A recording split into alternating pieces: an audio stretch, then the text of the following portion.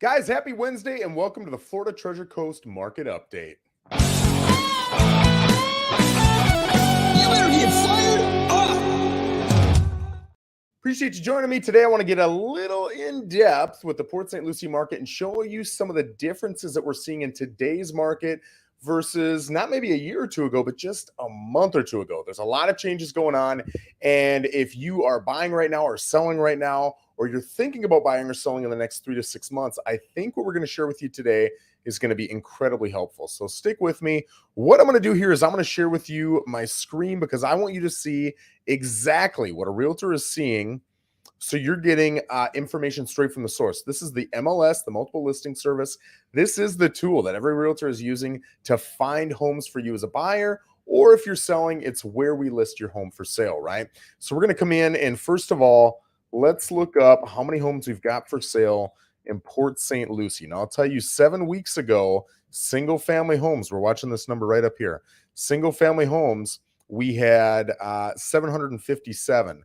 It was up to 930 on Monday. Now we're at, drum roll please, 915. So it's come down a hair. That's a good sign. That tells me possibly one time doesn't really give me a trend here, but tells me possibly we're plateauing off, which I think we're closer to a neutral market depending upon the price you're looking at. So that plateau might be a good thing, in my opinion, right? For both buyers and sellers. Long term, I always believe that a neutral market is the best market. Yeah, it's really easy to sell and it's fun and everything to be in a hot seller's market, but there's always the impending downfall, whether it's in a month or whether it's in 3 years. If you've got a neutral market, man, it stays steady for a long time, right? So that's obviously what I personally would like to see. So 915 for sale. I'm going to write that down right now. So let's look at how many we've had sell. I'm going to do one more thing before we do that. I want to break this down into 2 different price points, okay? A list price of up to $500,000. So up to 500 grand, you can see up here in the top left, we've got 495 for sale. And if I go 500,000 and above, you can see we've got 425 for sale. So I don't know the exact numbers, but I would say that's probably about 55-45 or 60-40, somewhere around there. So now what we're going to do is we're going to go back in and we're going to look at sold properties in the last 45 days. And if you give me a second to just crunch a little bit of some numbers in my head, I'll tell you why I do that. So we got 20 days. We're going to need another 25 from last month. That's all but 6. So we'll go right here. I do 45 days because I think 60 is so long that sometimes you get some trends starting to happen. And when you use stuff from, 6, 7, 8 weeks ago, it might take the trends and what's the word I'm looking for? Just kind of soften them, right? You're not going to see the distinct changes in our market. But I think when we do 30 days, you got to remember there's properties that closed today, yesterday, the day before, and the realtor just hasn't entered the information yet. So if we're looking up 30 days and we're calculating it based on 30 days, you're going to have some mistakes in there. I shouldn't say mistakes, but some information that hasn't been fully entered yet. So I think 45 days is a good amount of days. That's why I always use that. So in the last 45 days at any price in Port St. Lucie, you can see we have had 491 sell. Okay. So if I do my math, 491 divided by 45, that's 10.91 repeating selling a day on average. And we've got 915 for sale divided by 10 point. That puts us at 87 days of inventory. Okay. Now, I always tell people that 3 to 4 months is kind of that neutral point where it's not really a seller's market. It's not really a buyer's market. That's that beautiful neutral area that I'm looking for. At 87 days, I think that's close enough to say maybe it's a hint of a seller's market, but it's closer to a neutral market than anything, right? All that said, I would back up because I really do think you got to break it down by price point. I think that there's a monstrous difference between the up to 500 grand and the 500 grand plus. I think it's 2 completely different markets. And I'm going to show you why here in just a second, right? So we've got 491 that have sold in the last 45 days. Let's come in. And we're going to come down to add a field, price, and we're going to go sold price. So now let's look up to 500 grand. Wait, let me get off of that here. I want to make sure. Why is it saying 353 single family Port St. Lucie? Okay, now I'm questioning myself. 353. I don't know where I had 591. So we got 353. I don't know why that changed, but it did change. So we're going to go 353 divided by 45 is 7.84 repeating. Okay, that puts us at 116 days is our inventory, right? Still within that neutral period. All right. So now we got that, we got that, we got single family homes. Okay, now we're going to come down to price point. Up to 500 grand, how many of these 353? It was 302. 302 sold up to that amount. Okay. And how many sold at 500 grand or more? You can see that it's going to be 53. Yeah. Because you've got a couple there. It overlaps a little bit because you get a couple that are selling right at 500, right? So we got 302 selling up to 500, and we got 53 selling at 500 and above. Let's just round those to 350, right? You've got 6 times the amount of homes in the last 45 days selling in that up to 500 grand price point as you have selling at 500 grand and above. So you would expect if the markets were the same, which they're not, you would have 6 times the inventory at up to 500 grand, but you don't. You have about 55, maybe 60% of the inventory, right? So you can see that it's a distinct, different market. So 302 homes sold up to 500 grand divided by 45. That's 6.71 repeating a day. You're looking at 74 days of inventory at up to 500 grand. And I'll tell you, if you broke that down even further into up to 400, up to 450, you would see that the numbers get even better the lower the price you go. Why? Because those buyers are coming out in hordes right now. They're very interested. They're willing to do FHA. They're able to do FHA. Sellers are willing to do FHA. So there are a lot of buyers interested in buying at the price point. However, when you get to 500 grand, those people have a few more options because money buys options, right? So when we look at those numbers, 53 selling over 45 days, that's 1.17 repeating a day. That is 361 days of inventory. That is almost exactly a year. So you're looking at 2.5 months of inventory in that first time. And I'm calling first time home buyer price point up to 500 grand. That's a pretty high first time home buyer price point. 500 and above, you're looking at almost exactly a year of inventory. Guys, it's challenging to sell a property right now, 500 grand and above. Now, if I broke that down further, 5 to 600 is going to be much different than 600 plus, right? It's not going to be quite as bad. The higher you get, the more challenging it is. Right now, higher buck properties are trying to sell, and higher buck buyers are waiting on the sidelines. We're also seeing a lot of offers on those higher price points that are coming in considerably low. Sellers are not taking them. They don't need to take them. They've got equity built in. A lot of these folks own their homes free and clear, and they're testing the market. They're not getting what they want, which is understandable.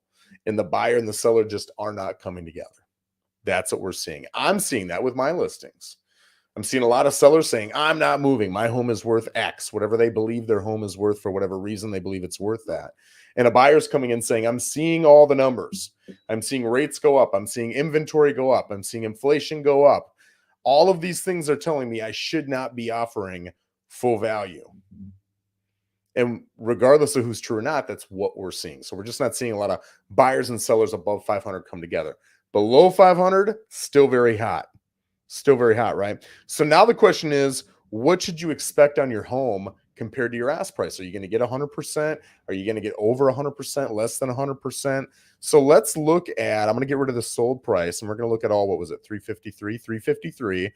And what I'm going to do is I'm going to put them in a list, And I want you to draw your attention to, there's going to be a column and it says, where is it? Oh, did I get rid of it? Here it is. LP divided by SP. This is list price divided by sales price. Okay.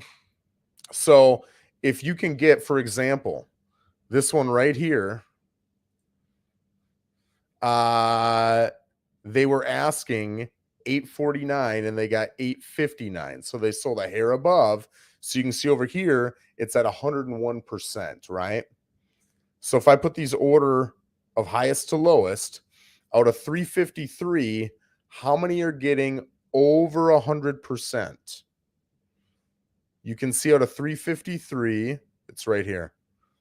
75 are getting over 100%. 75 divided by 353, 21.2% are getting over asking price. Okay. How many are getting asking price or higher? Well, let's keep scrolling down. It's it's almost exactly half. 174 divided by 353, you're looking at 49.3% are getting 100% or more. All right.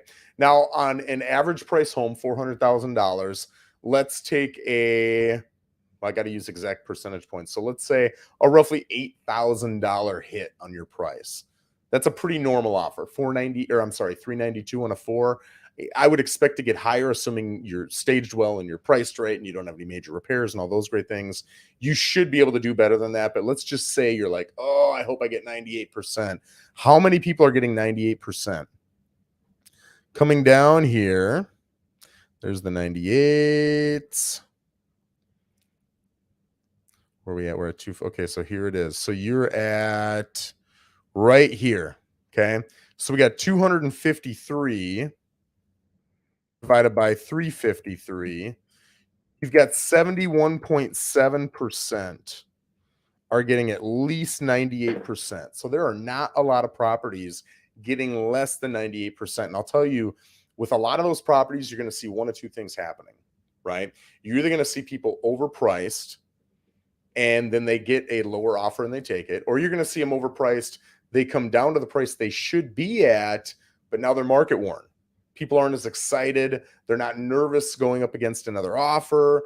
When you've got a 2-day-old listing and you've got a bunch of buyers going after it because it's priced right, you've marketed it right, it's presented correctly, it's great staging, all the photos are professional, you've got people coming in over asking, or at least at asking, with very few contingencies because they want that property and they're fearful of another buyer. When that property's been on for 30, 40, 50 days, you don't have that same fear factor going on. So buyers don't concern themselves so much with coming in 5, 10, 20 grand under, right? So that's why you're going to see the lower offers if you start high and drop your price. That's why I always try to get people to price right from the beginning. That's where you're going to get your best offers, your best sale prices.